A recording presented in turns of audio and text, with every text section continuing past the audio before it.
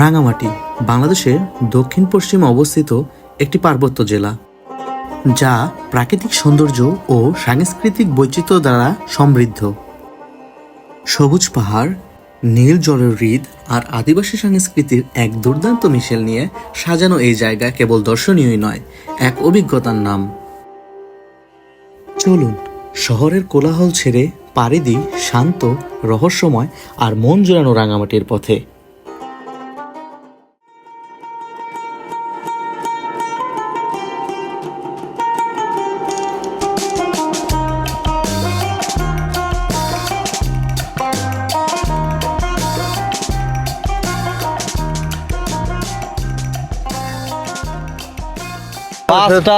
গাড়ি টাড়ি সব এই জায়গা থেকে যায়, এই ঘাটটা থেকে শহীদ মিনার এদিকে যত প্রোগ্রামও এই ঘাটকে কেউ মানে ঘিরাই হয়। আপনার ওদিক থেকে দেখা যাবে আপনার হোটেলটা কাছে, কিন্তু আপনি চিন্তা করবেন আরে হোটেলের কাছে এটা পাইছে, এই ঘাটেই যায়, কিন্তু ওই জায়গায় কিন্তু এই যে আপনি একটা ইসের বাটপাড়ি শিকার হবেন। একটু কষ্ট করে একটু এদিকে আসলে যে পুলিশ সুপারের কার্যালয় এদিক দিয়ে আসবে, সুন্দর একটা দেখেন ভিউটাই আলাদা।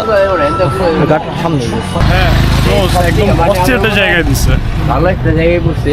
ওই সাইড থেকে হচ্ছে হিলসগুলা, দেন পানির একটা ফ্লো, দেন জোস এখানে ঘুরতে আসলো, জোস লাগলো, জোস জোস। এর আগে এখানে কখনো আসা হয় নাই, ফার্স্ট টাইম আসছি। লোকজন অ্যান্ড এনভায়রনমেন্ট অস্থির।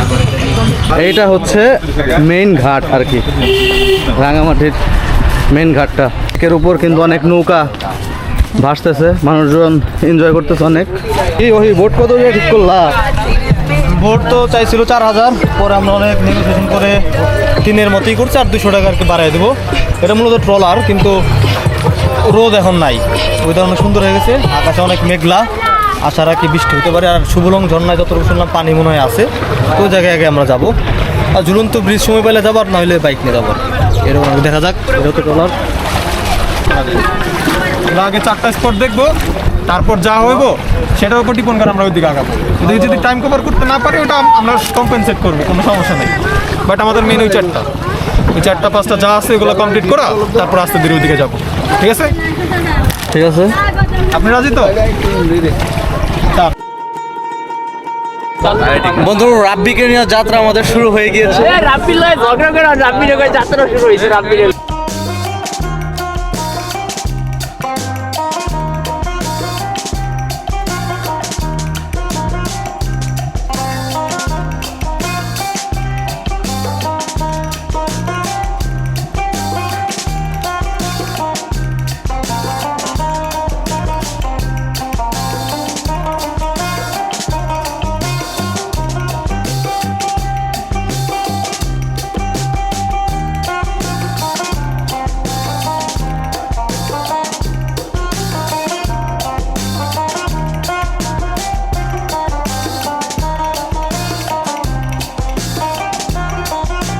তো ভিউ দেখলেন, খুবই সুন্দর আসলে, ওয়েদারটাও আজকে সুন্দর। তারপর এখন হচ্ছে আমরা যাচ্ছি শুভলং ঝর্ণার দিকে। ওইখানে গিয়ে পিছনে জনি ভাই আছে, আরো ভাই ব্রাদার আছে সবাই এখানে। আমরা সবাই রোদের মধ্যে ছাদের উপরে বসে আছি। তো সরাসরি দেখা হচ্ছে একদম শুভলং ঝর্ণায় গিয়ে।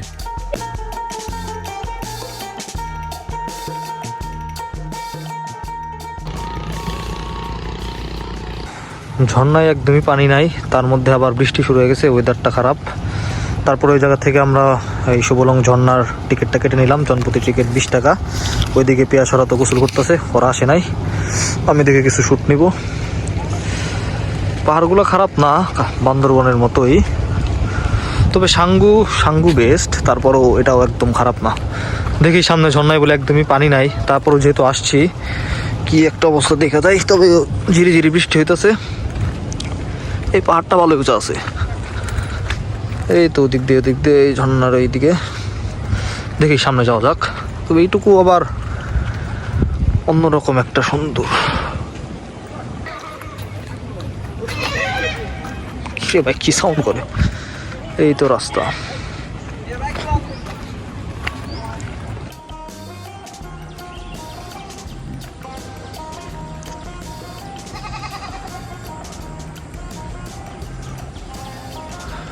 এই যে ঝর্ণা, সেই কাঙ্ক্ষিত শুভলং ঝর্ণা, কিন্তু এই জায়গায় একদমই পানি নাই।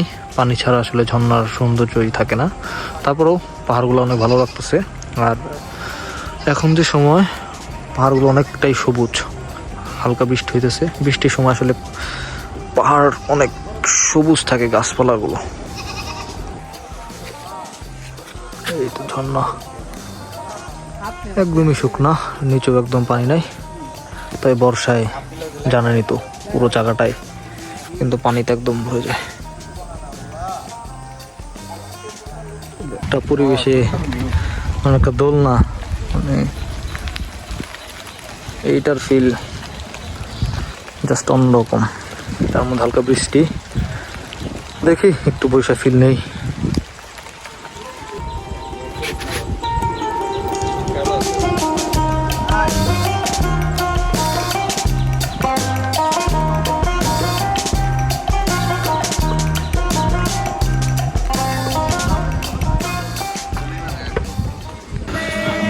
আমাদের মোটামুটি গোসল শেষ। এখন দেখি আমরা গেছিলাম ঝর্ণায়, পানি নাই কিন্তু পরিবেশ আছে, কঠিন পরিবেশ ভাই।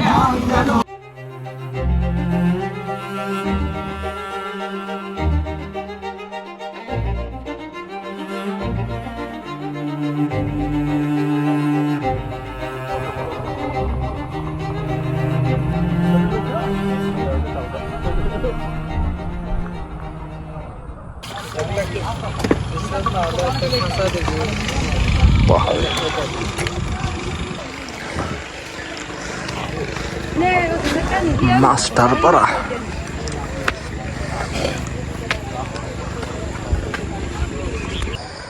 আদিবাসী গ্রামটাকে পিছনে রেখে আমরা একটু আগাইলাম, কারণ ওইখানে ওইরকম দেখার মতো বলবো না, আসলে না দেখার মতো বলবো না, কিন্তু ওই কিছু মার্কেটের মতো আর কি, তাদের কিছু হাতে করা হ্যান্ডিক্রাফটের জিনিস পাওয়া যায়। এইদিকে একটা রাস্তা ঢুকে গেছে, এটা আসলে কই গেছে, এদিকে তেমন কেউই নাই, শুধু আমি আর নাহিয়ান আসতেছি। পাশে তো সেই লেক, পাহাড়ের ভিউ। আর এইটা দেখি শুধু যাচ্ছেই, উপরে যাচ্ছেই, দেখি কি অবস্থা। কঠিন নীরবতা এদিকে একটু ভাঙ্গা গেছে, তারপরও রাস্তা আছে, কিন্তু এটা কই গেল, ব্যাপক জঙ্গল। এটাই মোটামুটি টপ, এরপরে আর এরকম নাই, একটা ঢাল নেমে গেছে, কিন্তু এই জায়গা একদম নীরব, ওইরকম কেউ আসে নাই, ন্যাচারাল কিছু সাউন্ড আছে, বুঝতে পারতেছি না কতটুকু শোনা যাচ্ছে, তবে ভালো একটা ব্যাপার আছে। কেনাকাটা চলছে, এই ব্যাগ 50 টাকা। কত? মাত্র 50? দামাদামি চলছে, সুন্দর কিছু ফটোয়া আছে, আরো অনেক সুন্দর সুন্দরই আছে এদিকে।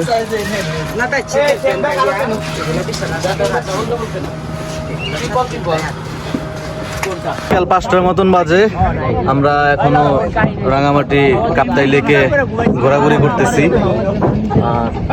সবাই আছে পিছনে, সিঁড়ি পড়ে গেছিল আমাদের নৌকা ছাদে ওঠার।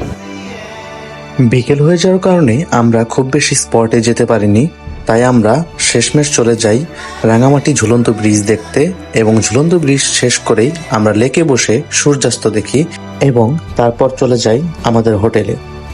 চলুন সূর্যাস্ত দেখতে দেখতে আজকের এই এপিসোডটা এখানেই শেষ করা যাক। পরের এপিসোডে সবার সঙ্গে আবার দেখা হবে, সে পর্যন্ত সকলের সুস্থতা কামনা করছি।